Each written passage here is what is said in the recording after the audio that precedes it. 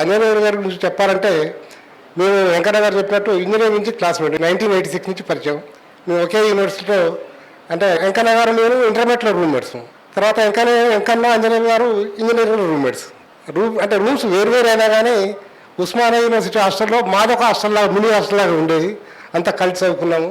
ఇక అంజనేయులు గారి గురించి చెప్పాలంటే చాలా ఉన్నది, అందరు చెప్పారు.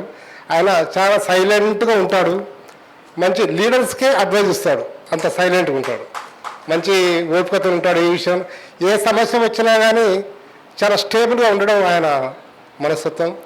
ఏదన్నా ఇష్యూ వస్తే ఆయన దగ్గర సలహా తీసుకుంటాను. వారి రిటైర్మెంట్ లైఫ్ ఆయురాగ్యాలతో రావాలని కోరుకుంటూ